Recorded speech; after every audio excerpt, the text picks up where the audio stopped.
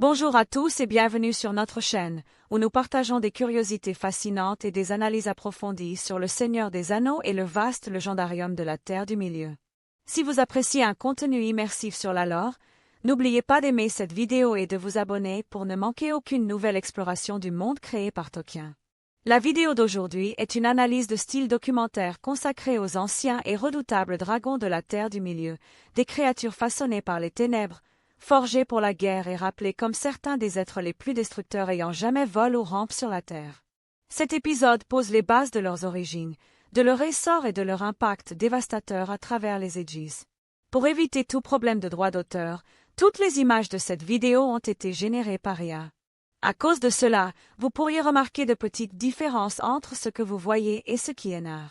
C'est intentionnel et cela garantit que la vidéo reste totalement originale et conforme aux règles de YouTube. Merci aussi de votre patience si vous entendez quelques erreurs de narration. Nous testons actuellement plusieurs voix IA afin de trouver la meilleure option pour les prochaines vidéos. Cela dit, commençons notre voyage à travers l'histoire légendaire de personnages tels que Morgoth, Glorhung, Encalagon le Noir et Smaug, pour découvrir comment chacun d'eux a joué un rôle décisif dans le destin de la Terre du Milieu. Dans les premières guerres du Premier Âge, les Noldor combattirent sans relâche contre Morgoth, le maintenant en échec pendant des siècles devant les profondeurs de Ferdangban. Mais avec le temps, le Seigneur des Ténèbres comprit que les orques seuls ne lui offriraient jamais la victoire. Cherchant une arme bien plus puissante, il s'héroa le premier des dragons, Glorhung, le père des dragons. Contrairement aux terreurs ailées qui vinrent plus tard, ses premières créations étaient des créatures de la terre, d'immenses bêtes serpentineuses forgées pour la destruction. En l'an 260 du Premier Âge, Glorhung s'échappa d'Angband contre la volonté de Morgoth. Encore jeune, mais assez dangereux pour disperser les forces Noldor à travers Air des Galants, il ne savoura sa victoire que brièvement. Fingon, à la tête d'Archémonte, repoussa le dragon dans la honte. Furieux que son arme secrète se soit révélée trop tôt, Morgoth garda Glorhung enferme pendant près de 2 siècles. Lorsque Glorhung revint enfin en 455, il avait atteint toute sa puissance terrible. Il mena une attaque catastrophique aux côtes des Balrogs et des Orques, réduisant Air des Galants en cendres et transformant la plaine en l'inhospitable Amphoglite. 17 ans plus tard, durant la grande offensive appelée l'Union de Maedhro, les peuples libres marchèrent pour défier Morgoth. Mais au 3e jour de bataille, Glorhung et sa progéniture surgirent, divisant les armées de Maedhro et de Fingon, et dispersant elfes et hommes par leurs flammes. À l'ouest, Glorhung faillit anéantir totalement les Noldor, jusqu'à l'intervention des nains de Bélégost, menés par Azaghal. Munis de lourds masques capables de résister au feu du dragon, ils engagèrent le combat rapproché et frappèrent la cuirasse du monstre. Fou de rage, Glorhung mutila Azaghal, mais dans son dernier souffle, le seigneur nain enfonça sa lame dans le ventre du dragon. Blessé, Glorhung s'enfuit, mais la bataille était déjà perdue. Ce terrible affrontement serait connu sous le nom de Nirnaeth Arnediad, la bataille des larmes innombrables, l'une des défaites les plus sombres de toute l'histoire de la Terre du Milieu. 40 ans s'écoulèrent avant que Glorhung ne revienne au premier plan de la guerre de Morgoth. En 495, le Seigneur des Ténèbres contrôlait presque tout le nord du Beleriand, et peu de royaumes osaient encore s'opposer ouvertement à lui. L'un des derniers était Nargothrond, gouverné par Orodreth qui, sous les conseils de Turin, fils de Hurin, entreprenait des actions militaires de plus en plus audacieuses. Après plusieurs attaques victorieuses contre les forces de Morgoth, celui-ci répliqua en envoyant Glorhung à la tête d'une horde d'orques. Turin et Orodreth tentèrent de faire face lors de la bataille de Toumalad, mais les elfes furent submergés. Orodreth tomba, et Turin courut vers Nargothrond, arrivant trop tard. Glorhung franchit le pont, brisa les portes de la cité et y entra en force. C'est là qu'une autre puissance effrayante du père des dragons se révéla, la maîtrise des mots et du regard. Alors que Turin se préparait à l'affronter, les yeux de Glorhung le figèrent sur place, le maintenant impuissant tandis que les captifs étaient emmenés. Glorhung offrit alors à Turin un choix cruel, poursuivre les prisonniers et sauver Finduila, ou retourner à Dor-lómin pour sauver sa mère Morwen et sa sœur Nienor. Avec une perfidie subtile, le dragon tordit les pensées de Turin, le persuadant qu'un seul chemin pouvait sauver sa famille. Bien que Turin tente de briser le charme et de frapper, Glorhung se moqua de lui, louant son courage tout en l'enfonçant dans le désespoir. Envoûté et trouble, Turin crut au mensonge du dragon et quitta la cite, ignorant que Morwen et Nienor n'étaient plus à Dor-lómin mais en sécurité à Doriath. Riant de triomphe, Glorhung détruisit le pont, empêchant les orques d'avancer davantage, et s'installa à Nargothrond comme un roi tyrannique. L'année suivante, Morwen et Nienor arrivèrent à la recherche de Turin. Sentant leur présence, Glorung dispersa leur groupe par le feu et la fumée, puis captura Nienor du regard, effaçant toute sa mémoire et la faisant fuir de terreur. Lorsqu'il perçut Mablin à proximité, le dragon parla d'une voix étrangement proche de celle de Morgoth, un rappel glaçant du lien entre le maître et son serviteur. Pendant des années, Glorung régna sur Nargothrond en terrible seigneur dragon, et son ombre s'étendit loin à travers le Beleriand. En 498, après des années à régner sur Nargothrond du haut de son trésor, Glorung commença à envoyer des groupes de guerre orques dans les bois de Brotil, menaçant le peuple vivant sous la protection de Brandir. Ces attaques forcèrent finalement Turin, qui vivait alors à Brotil sous le nom de Turambar, à se révéler de nouveau. Sachant que le danger ne ferait que croître, Turin se prépara à l'inévitable confrontation avec le père des dragons. L'année suivante, Glorung partit enfin pour affronter directement son ennemi. Son immense corps traversait ravins et forêts avec une détermination terrible, laissant derrière lui des traces brûlées. Mais Turin, se souvenant de la blessure mortelle infligée des décennies plus tôt par Azaghal, élabora un plan. Il grimpa jusqu'au sommet de Cabed-en-Hara, se cachant au-dessus du passage étroit où la rivière chutait dans un gouffre profond. Là, dissimulé parmi les rochers, il attendit que le dragon passe en dessous. Lorsque Glorung grimpa au-dessus du ravin, son ventre cuirasse s'expose. Turin saisit sa chance. Bondissant d'en haut avec Gurtang en main, il enfonça la lame profondément dans le dessous du dragon. Le coup était mortel, mais même en mourant, Glorung resta d'une dangerosité redoutable. En retirant l'épée, un flot de sang brûlant se répandit sur Turin, qui s'effondra inconscient au bord de la rivière. Peu après, Niniel, qui était en réalité sa sœur Nienor, toujours privée de mémoire, arriva en le cherchant. Elle trouva Turin apparemment mort et s'approcha de Glorung dans ses derniers instants. Dans son ultime souffle, le dragon révéla la plus cruelle des vérités. Niniel était Nienor, et Turin était son frère. La mémoire de la jeune femme revint en un seul choc dévastateur. Accablée de douleur et d'horreur, elle se jeta du sommet de Cabed-en-Hara dans les eaux profondes en contrebas. Lorsque Turin se réveilla, il apprit ce qui s'était passé par un témoin des derniers mots de Glorung. Le désespoir le submergea. Saisissant de nouveau Gurtang, Turin mit fin à sa propre vie sur la lame. Avec la mort de Glorung, Morgoth subit une immense perte, mais la tragédie laissée derrière lui à Brotil fut un héritage encore plus sombre, marquant la fin du premier et du plus redoutable des grands dragons. 11 ans seulement après la mort de Glorung, Morgoth frappa de nouveau, cette fois contre le dernier grand espoir des Noldor. Ayant enfin découvert l'emplacement de Gondolin, il déchaîna une immense armée d'orques, de balrogs et de dragons lors d'une attaque surprise dévastatrice. La cité, longtemps cachée et protégée, fut submergée. Bien que le nombre exact de dragons soit inconnu, les récits soulignent qu'il était nombreux et terribles, des créatures élevées pour les sièges et la ruine. Parmi eux se trouvaient des dragons cracheurs de feu ainsi que des dragons de froid, tous participant à la destruction de l'un des plus grands royaumes du premier âge. À part Glorung, seuls 2 autres dragons de cette époque sont nommés. Le premier est Gostir, dont le titre signifie « œil de mort », mais peu d'autres choses sont rapportées. Le second apparaît pendant le conflit apocalyptique appelé la guerre de la colère, qui commence en l'an 545. Les Valar, décidant enfin d'agir directement contre Morgoth, envoyèrent l'armée de Valinor en terre du milieu. Elfes, hommes, Maillards et peut-être même certains Valar marchèrent à la guerre face à des orques innombrables et aux Balrogs restants. Le combat dura 40 ans. Dans sa phase finale, alors que ses forces s'effondraient, Morgoth libéra sa création ultime, les dragons aillés, jamais vus auparavant en terre du milieu. Parmi eux se trouvait le plus puissant de tous, Encalagon le Noir, le plus grand et le plus redoutable dragon ayant jamais existé. Son arrivée renversa le cours de la bataille. Le ciel explosa de feu et de tonnerre tandis que les dragons aillés brisaient les lignes de l'armée de Valinor. Mais l'espoir survint aussi du ciel. Irandil, dans son navire béni, descendit telle une étoile, accompagne des grandes aigles du premier âge menées par Torondor. Ce qui suivit fut une bataille aérienne titanesque durant toute une journée. À son apogée, Irandil tua Encalagon et le projeta sur les tours de Tangorodrim, qu'il brisa dans sa chute. Avec la défaite des dragons aillés, l'armée de Valinor traversa Angband, captura Morgoth et le rejeta au-delà de la porte de la nuit. Les orques, Sauron, Un seul Balrog et quelques dragons survivants s'enfuirent vers les montagnes grises, où leur lignée donnerait naissance aux terreurs du troisième âge, dont le fameux Smaug. Avec la fin du premier âge et l'exil de Morgoth dans le vide, la Terre du Milieu entra dans une longue paix changeante. Pourtant, les dragons ne disparurent pas. Bien qu'aucune grande bataille les impliquant ne soit mentionnée au deuxième âge, ils demeurèrent une menace.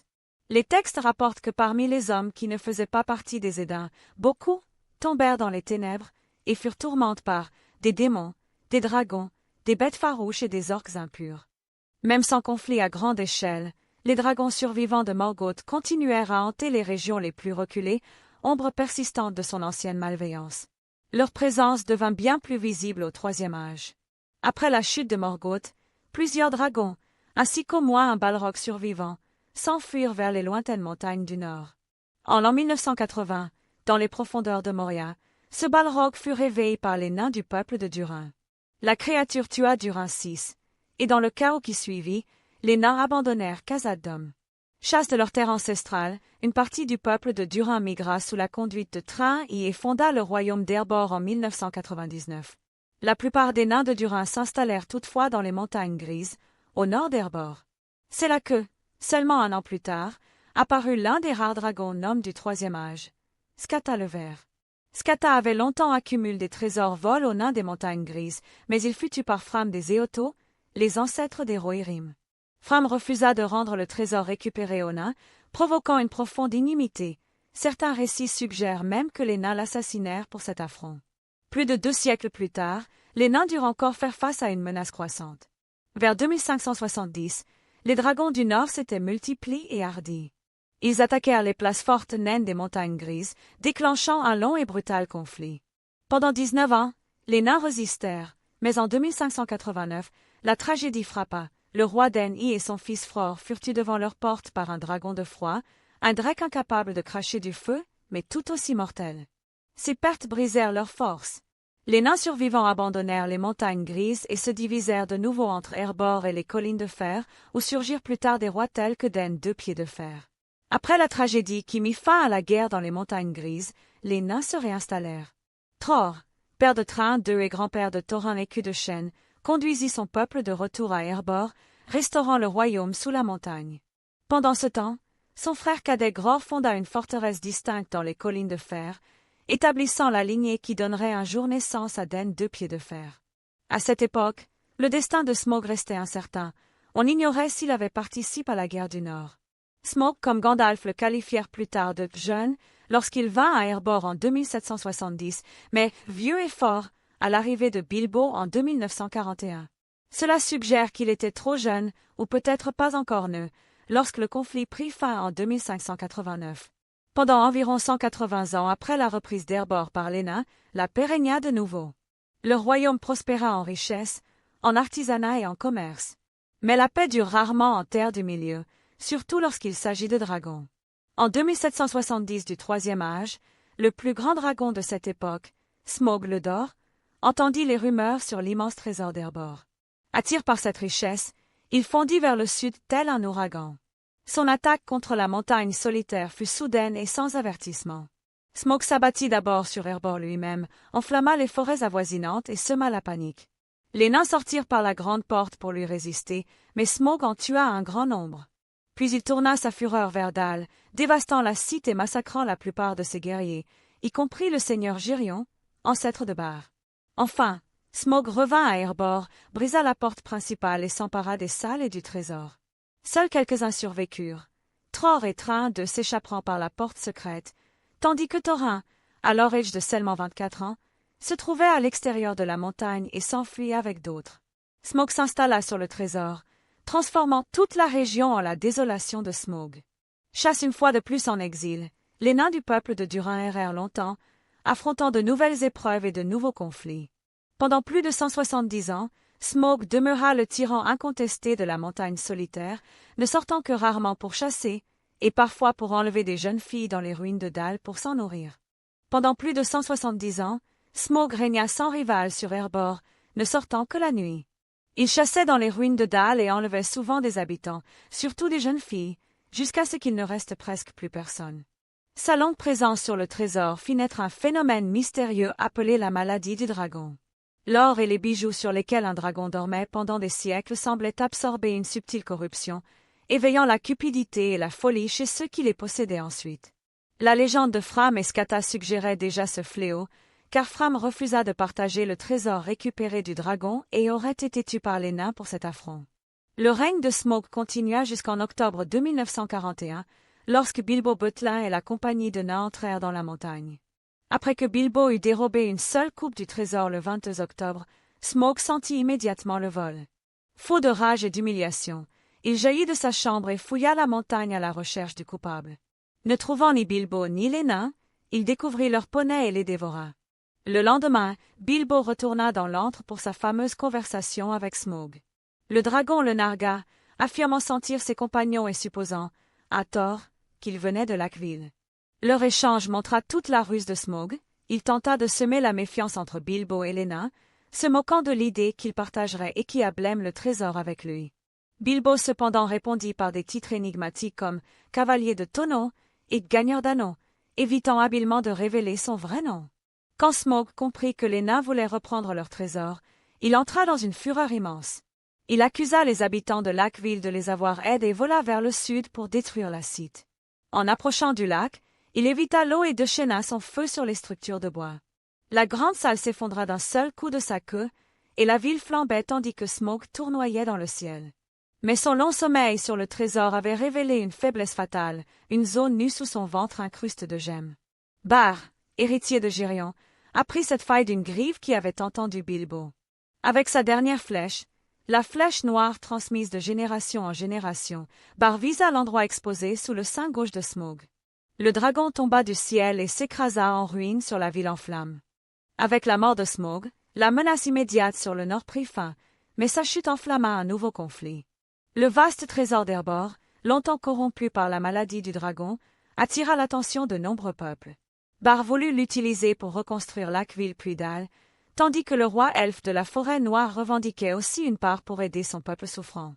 Au même moment, Thorin écu de chêne, retranche dans Erebor, était de plus en plus consume par cette même maladie du dragon qui avait déjà perverti tant de cœurs. Il refusa de partager le trésor et appela ses parents à l'aide. Pourtant, les dragons ne disparurent pas totalement, même si aucun n'atteignit plus la puissance de Glorhund ou d'Encalagon. À la fin du Troisième Âge, des dragons de feu et de froid continuaient de hanter les lointaines régions du Nord. Certains attaquaient parfois des terres peuplées, rappelant que les créations anciennes de Morgoth n'avaient jamais été complètement détruites. Quelques-uns se réfugièrent dans les montagnes grises, où ils se reproduisirent, donnant naissance à de nouveaux monstres. Smaug lui-même n'était qu'un descendant de ceux qui avaient échappé à la chute de Tangorodrim à la fin du Premier Âge. Même avant la mort de Smaug, l'effet de la maladie du dragon était évident. Quiconque manipulait ou convoitait le trésor risquait de tomber sous son influence. Le phénomène restait en grande partie mystérieux, mais beaucoup croyaient qu'un trésor longtemps demeuré sous un dragon portait une empreinte de sa malveillance, une attraction subtile vers la cupidité et la paranoïa.